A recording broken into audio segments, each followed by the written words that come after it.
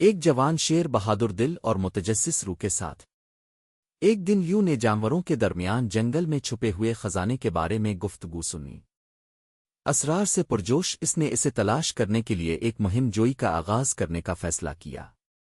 لیو ایک صبح سویرے روانہ ہوا، اونچی گھاس اور پتھریلی راستوں سے گزرتا ہوا۔ جیسے ہی وہ گھنے جنگل میں داخل ہوا، اسے بے شمار چیلنجوں کا سامنا کرنا پڑا، گرجتے ہوئے دریا کو عبور کرنا۔ ہر رکاوٹ نے اس کی بہادری کا امتحان لیا، لیکن لیو عزم کے ساتھ آگے بڑھتا رہا۔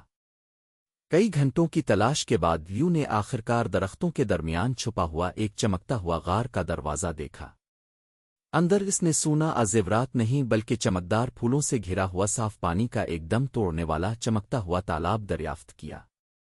غار ایک خفیہ باغ کی طرح تھا، اچھوتا اور پرسکون۔ لیو نے محسوس کیا کہ حقیقی خزانہ یہ جادوئی چھپی ہوئی جگہ تھی، ایک ناقابل یقین دریافت جسے کسی دوسرے جانور نے نہیں دیکھا تھا۔ وہ دولت کے ساتھ نہیں بلکہ بانٹنے کے لیے ایک خوبصورت راز کے ساتھ سوانہ واپس آیا۔ جانوروں نے لیو کی بہادری کا جشن منایا، اور اس نے سیکھا کہ بعض اوقات عظیم ترین خزانے خود قدرت کے عجائبات ہوتے ہیں۔